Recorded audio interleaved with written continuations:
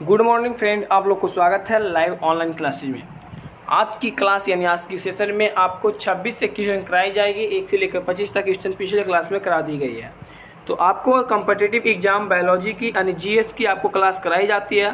तो आप इस सेशन को ज़्यादा से ज़्यादा पूर्ण रूप से देखें और इस वीडियो पसंद पड़ता है तो एक लाइक करें और इस सेशन को ज़्यादा से ज़्यादा शेयर भी करें ताकि आपकी कोई परेशानी हो तो आपको कोई सॉल्व भी हो सकता है। ठीक है, चलिए आगे क्वेश्चन की ओर चलते हैं। और आपको हर दिन आपको प्रत्येक दिन आपको 6:30 बजे आपको वीडियो आपको पास चली जाएगी। तो आप सब्सक्राइब करके बेल आइकन को प्रेस कर ले। और हर एक दिन आपको 20 से 25 या 30 क्वेश्चन प्रत्येक दिन कराई जाती है। एएलपी जैसे में एएलपी है, ठीक है, जितने ही आरआरबी से क्वेश्चन आरआरबी का आपको प्रीवियस ईयर है, एसएससी का प्रीवियस ईयर सभी इसमें मौजूद है। ठीक है, तो क्वेश्चन की ओर बात करते हैं। क्वेश्चन नंबर 26 में बोल रहा कि कौन सा अंगक प्रायः जंतु कोशिका में उपस्थित नहीं होता है। कौन सा अंगक प्रायः जंतु कोशिका में उपस्थित नहीं होता है। तो लवक नहीं होता है, गोल्जी का या माइटोकॉन्ड्रिया आंतरिक पदार्थ नेटवर्क। तो इसका राइट आंसर हो जाएगा लवक होता है। ऐसा लवक अंगक प्रायः जंतु कोशिका में उपस्थित नहीं होता है। बाकी सब उपस्थिति होती है। ठीक है, गोल्जी काय भी होती है, माइटोकॉन्ड्रिया होती है, आंतरिक पदार्थ नेटवर्क में भी होती है, लेकिन जंतु कोशिका में उपस्थित लवक नहीं होती है। ऑप्शन नंबर ए इसका करेक्ट आंसर है। आगे बात करते हैं क्वेश्चन नंबर 27। क्वेश्चन नंबर 27 में बोल रहा कि लाइसोसोम्स कार्य क्या करता है। ठीक है, लाइसोसोम का कार्य क्या करना होता है। तो ऑप्शन नंबर इसका राइट आंसर हो जाएगा अंत कोशिका पाचन पे। ठीक है, अंत कोशिका का पाचन करता है। ठीक है, अंत कोशिका का पाचन करता है लाइसोसोम का कार्य क्या है। तो अंत जो कोशिका होता है उसमें क्या करता है, पाचन होता है। ऑप्शन नंबर सी इसका करेक्ट आंसर है। ऑप्शन नंबर सी इसका करेक्ट आंसर है। आगे बात करते हैं क्वेश्चन नंबर 28 में बोल रहा कोशिका भित्ति होती है, यानी कोशिका भित्ति क्या होती है भाई। तो आपको मालूम है तो कमेंट में लिख सकते हैं, नहीं मालूम है तो आप आरामपूर्वक से देखना होगा और सेशन को ज़्यादा से ज़्यादा शेयर करें ताकि आपको कोई परेशानी ना हो। और इसी सेट को करवाने के बाद आपको जैसे ही कम्युनिटी में यानी आपका कम्युनिटी में आपको प्रत्येक क्वेश्चन आपको दी जाएगी तो आप सही पूर्वक आपको उसमें आंसर देना होगा कि आपको याद है या नहीं याद है। बोल रहा है कोशिका भित्ति होती है तो पारगम होती है, अर्धपारगम होती है, चयनात्मक पारगम होती है, अपरगम होती है। इसका राइट आंसर हो जाएगा पारगम होती है। ठीक है, कोशिका भित्ति पारगम होती है, कोशिका भित्ति पारगम होती है। ऑप्शन नंबर ए इसका राइट आंसर है। आगे बात करते हैं क्वेश्चन नंबर 29 में बोल रहा है माइटोकॉन्ड्रिया का भीतरी वलन कहलाता है। माइटोकॉन्ड्रिया का भीतरी वलन क्या कहलाता है। तो क्रिस्टी कहलाता है, ऑक्सीसोम्स कहलाता है, मैट्रिक्स कहलाता है या माइक्रोसोम कहलाता है। तो ऑप्शन नंबर ए इसका राइट आंसर हो जाएगा क्रिस्टी। ऑप्शन नंबर ए इसका Christie. Option number A Christie कहलाती है। क्या कहलाती है, क्रिस्टी कहलाती है। माइटोकॉन्ड्रिया का भीतरी जो बलन होता है वो क्रिस्टी कहलाती है। ऑप्शन नंबर ए इसका करेक्ट आंसर है। आगे बात करते हैं क्वेश्चन नंबर 30 में बोल रहा माइटोकॉन्ड्रिया किस में अनुपस्थित होता है। माइटोकॉन्ड्रिया किस में अनुपस्थित होता है। इष्ट में, कवक में, जीवाणु में या हर शैवाल में। तो जो माइटोकॉन्ड्रिया उपस्थित होती है, अनुपस्थित होते हैं, वो इष्ट में नहीं बल्कि आपको जीवाणु में होती है। ठीक है, माइटोकॉन्ड्रिया अनुपस्थित होती है जीवाणु में। ऑप्शन नंबर सी इसका करेक्ट आंसर है। ऑप्शन नंबर सी इसका करेक्ट आंसर है जीवाणु। आगे बात करते हैं क्वेश्चन नंबर 31 में बोल रही है जीव द्रव शब्द का प्रयोग सर्वप्रथम किसने किया था। जो जीव द्रव है वो शब्द का सबसे पहले कौन किए थे। तो सबसे पहले कौन किए थे, डार्विन ने किए थे। तो नहीं किए थे, गलत है। आपका पुरकीजे किए थे, आपका सही है। ठीक है, राइट आंसर आपका पुरकीजे हो जाएगा। ऑप्शन नंबर बी इसका करेक्ट आंसर है। जो जीव द्रव का प्रयोग सर्वप्रथम आपको पुकिंजे ने किया था। कौन किए थे, पुकिंजे ने किए थे। ऑप्शन नंबर बी इसका करेक्ट आंसर है। आगे बात करते हैं क्वेश्चन नंबर 32 जीव द्रव जीवन का भौतिक आधार है। जीव द्रव जीवन का भौतिक आधार है, यह किसका कथन है। जीव द्रव जीवन का भौतिक आधार है, यह किसका कथन है। तो ऑप्शन नंबर इसका सी ऑप्शन नंबर हो जाएगा हक्सले का है। किसका है, तो हक्सले का है। ऑप्शन नंबर सी इसका करेक्ट आंसर है। जो जीव द्रव जीवन का भौतिक आधार यह हक्सले का कथन है। किसका कथन है? तो हक्सले का कथन है। ऑप्शन नंबर सी इसका करेक्ट आंसर है। आगे बात करते हैं क्वेश्चन नंबर 33 आपको यूपी पीएससी में पूछा हुआ है, यूपीएससी में पूछा हुआ है, ठीक है, 2012 में पूछा है। जो डीएनए के द्रवी हेलिक्स प्रारूप को पहली बार किसने प्रस्तुत किया था? जो डीएनए का द्रवी रूप में प्रस्तुत को पहली बार किसने किया था? तो आपको बार्नस्टन तथा क्रिक ने, फिशर तथा हांडानी ने, लामार्क तथा डार्विन ने, ह्यूगो या ब्रिज ने। तो आपका राइट आंसर हो जाएगा बार्नस्टन तथा क्रिक ने। बार्नस्टन तथा क्रिक ने आपको डीएनए का ड्यूशन के रूप में पहली बार प्रस्तावित किया था। ऑप्शन नंबर इसका राइट आंसर ए हो जाएगा। आगे बात करते हैं क्वेश्चन नंबर 34 बोल रहा है कि न्यूक्लियस का खोज सर्वप्रथम किसने की थी? न्यूक्लियस का खोज आपको आंसर मालूम है तो कमेंट में लिख सकते हैं और इस सेशन को ज़्यादा से ज़्यादा शेयर करते हैं, ठीक है।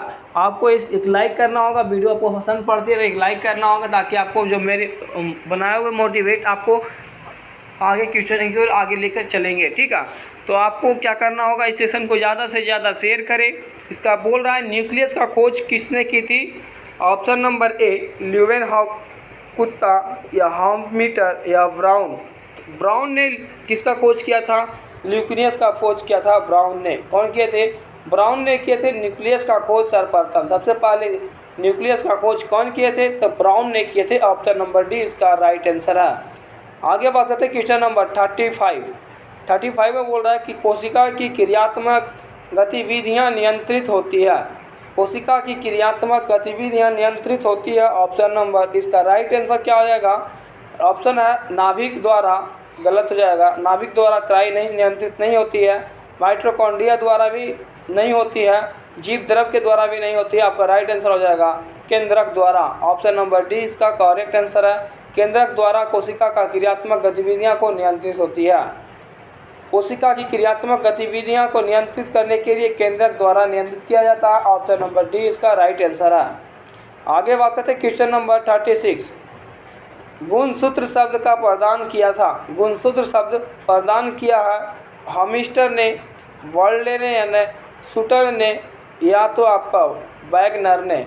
आंसर राइट आंसर हो जाएगा वाल्डेनर ने, ठीक है। वाल्डेयर ने आपको गुणसूत्र का शब्द का प्रदान किया था। गुणसूत्र शब्द का सबसे पहले प्रयोग कौन किए थे? खोज कौन किए थे? तो वाल्डेयर ने किए थे। ऑप्शन नंबर बी इसका करेक्ट आंसर है।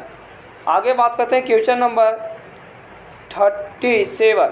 क्वेश्चन नंबर 37 में बोल रहा है एपीफाइटस। क्वेश्चन नंबर 30 में बोल रहा है 37 में एपीफाइटस बहुत अधिक विकसित होती है। एपीफाइटस बहुत अधिक विकसित होती है। ऐसे पौधे होते हैं जो अन्य पौधे पर भी निर्भर करते हैं। वो आपको आईएएस या यूपीएससी में पूछा हुआ क्वेश्चन है। 2001 में पूछी हुई क्वेश्चन है कि एपीफाइटस बहुत अधिक विकसित होती है। ऐसे पौधे होते हैं जो अन्य पौधे पर भी निर्भर करते हैं। तो इसका राइट आंसर हो जाएगा यांत्रिक मदद करने हेतु, ठीक है। यांत्रिक मदद हेतु आपको निर्भर पौधे पर निर्भर होती है। ऑप्शन नंबर बी इसका करेक्ट आंसर है। आगे बात करते हैं क्वेश्चन नंबर 38। क्वेश्चन नंबर 38 में बोल रहा है पादपाल है, ठीक है। पादपाल है एक सुविधा होती है जिसमें क्या होती है बताना होगा आपको। आईएससी में पूछा हुआ, ठीक है, आईएएस में पूछा हुआ। पादपाल है एक सुविधा होती है जिसमें नियंत्रित दशाओं में पादपों का उगना संभव हो पाता है। नियंत्रित दशाओं में पादप को उगना संभव हो सकता है। इसका राइट आंसर आपका ऑप्शन नंबर सी हो जाएगा, जिसमें ऑप्शन नंबर सी इसका करेक्ट आंसर है कि पादपालय का एक सुविधा होती है जिसमें नियंत्रित दशाओं के पादपों का उगना संभव हो सकता है। ऑप्शन नंबर 39 बोल रहा है कि निम्न में से कौन सा कृषि कार्य पर्यावरणीय दृष्टि के उपयुक्त हैं? निम्न में से कौन सा कृषि कार्य पर्यावरणीय दृष्टि से उपयुक्त हैं? राइट ऑप्शन है आपका कार्बनिक कृषि। ऑप्शन नंबर ए इसका करेक्ट आंसर है। निम्न में से कौन सा कृषि कार्य पर्यावरणीय दृष्टि से उपयुक्त है? तो कार्बनिक कृषि उपयुक्त है। ऑप्शन नंबर ए इसका राइट आंसर है। आगे बात करते हैं क्वेश्चन नंबर 40। क्वेश्चन नंबर 40 में बोल रहा अधिकांश अधिकांश मरुस्थलीय पादप रात्रि समय ही पुष्पित होते हैं। क्यों होते हैं?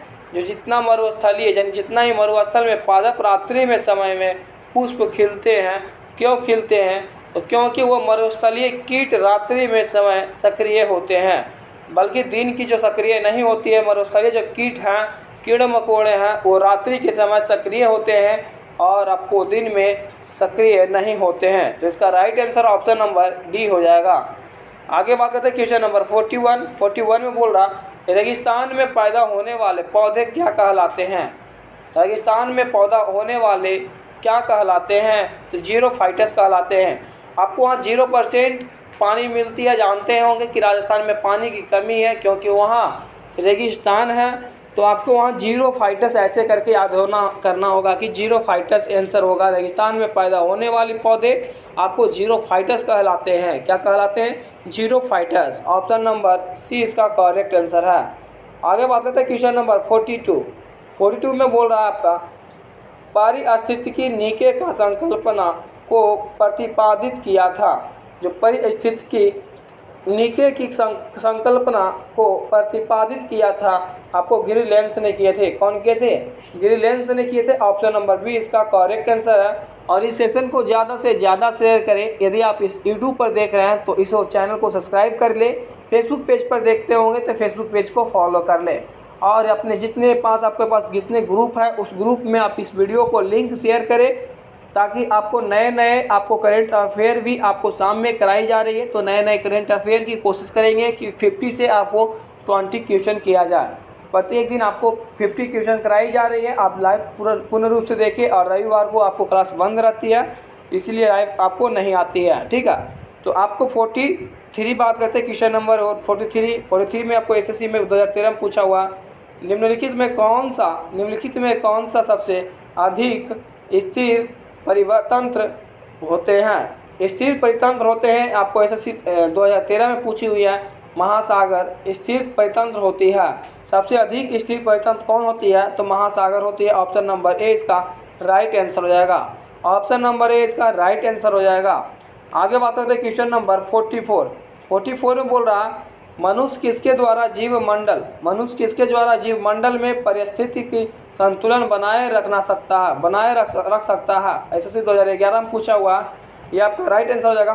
संबंधित पौधों की नई किस्में एवं पालतू पशु की नई नस्ल विकसित करना, यानी नया पौधे उगाना होगा मनुष्य को, और नए पशु को नस्ल यानी उसके जाति यानी उसके प्रजाति को विकसित करना होगा। ऑप्शन नंबर बी इसका करेक्ट आंसर है। ऑप्शन नंबर बी इसका करेक्ट आंसर है।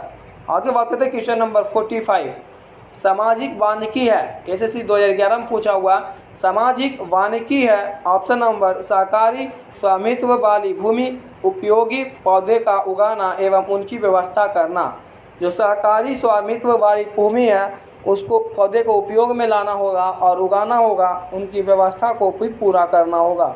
ये आपको सामाजिक वानिकी कहलाती है। इसका right answer option number D इसका करेक्ट हो जाएगा। आपको क्वेश्चन 45 तक ही रहेगी। ठीक है, 45 तक ही क्वेश्चन आपको कराई गई है। और इस सेशन को ज़्यादा से ज़्यादा शेयर करें और आपको फिर मिलेंगे नेक्स्ट क्लास में। जय हिंद, जय भारत।